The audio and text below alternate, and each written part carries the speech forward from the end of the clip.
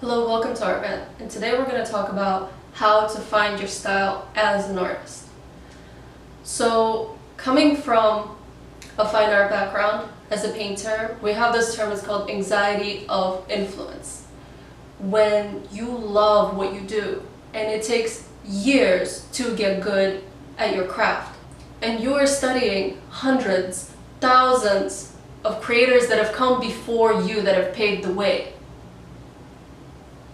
And how do you expect yourself to go and paint with 1,000 voices in your head, right? They're all chattering, you need to paint fabric like this, like Michelangelo, you need to do sfumato like Da Vinci, all these amazing masters, right? So many voices. Recondole the shit out of all that. That is step number one.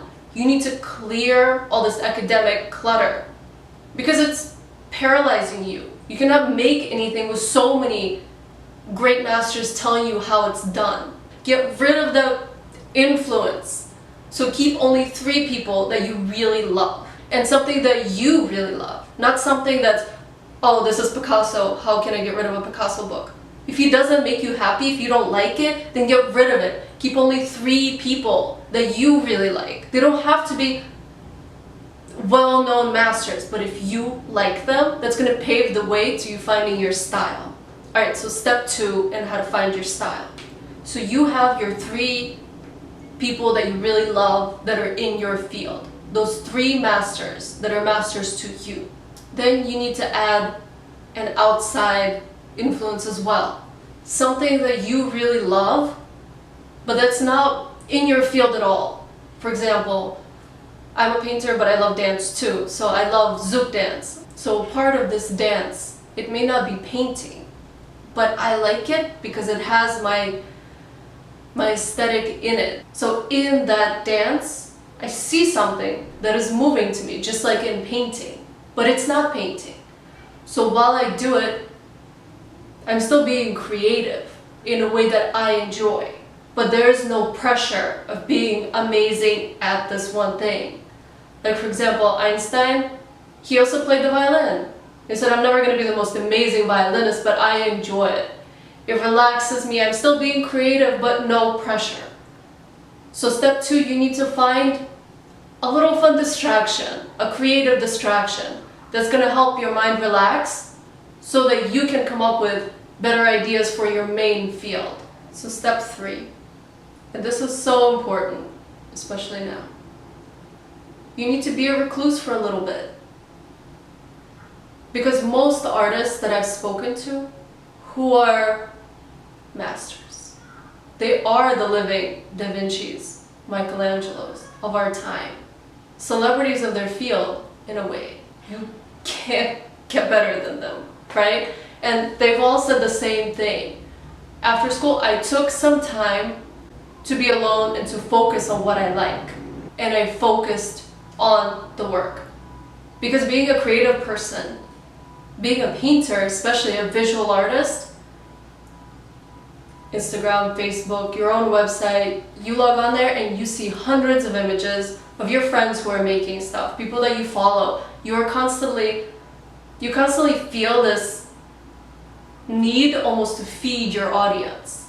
Let me post a little picture of something new I'm starting. Let me post a little bit of this, a little bit of that. Let me post a brand new painting. No. Don't post anything for a while. Give yourself a time, 30 days. It will still be there. The people will still be there. You don't need to say, I'm going off social media, I'm doing a social media detox. No, that's okay. Just go offline. Because you are still being influenced by so many visuals constantly.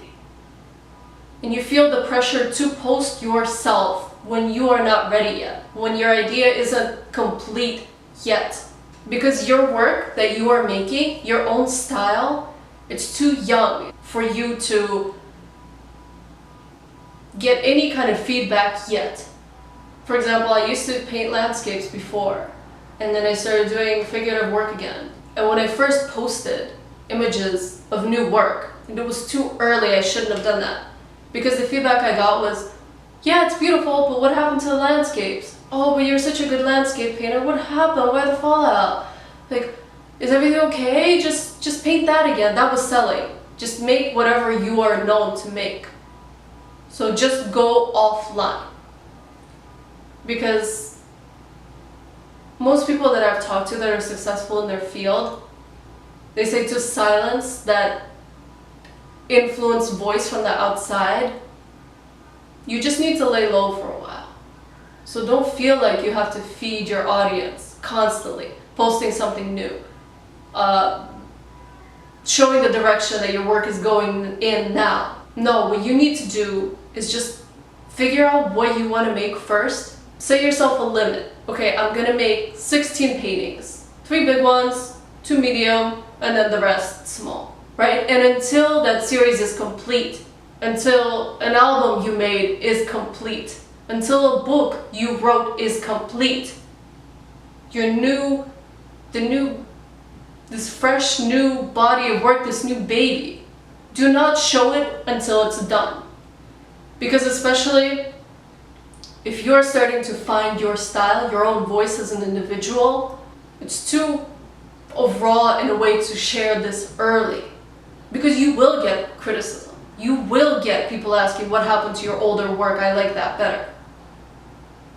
So you lay low. And then once you have this series done, then you reemerge. Then you post that. You will have so much more media and work that will have a consistent aesthetic that you will enjoy posting this work more. And then when people are commenting on that, you are already on a new series. So that old series, it's not so fresh and so raw, and this criticism is, making you not want to paint it. You don't care. This is my old series. You guys can say whatever. I enjoyed making it. It was personal to me. It made sense. So these are the 3 steps to getting rid of your creative artist writer's block, right? First, declutter your influences. Get rid of all of them with the 3 all-star favorites. Then step 2, add a 4th influence, but something that's fun, where it's no pressure. It still relates to your work, but you enjoy it. Then 3, be a hermit for a little bit. It's okay, you're working on something new. Give that new material the time to develop into work that moves you. And then post, and then share. Because your new style won't be so sensitive to criticism. And that is how you can cure your own creative block. Without the help of teachers, no one else, you know best what work you like. So just focus on that.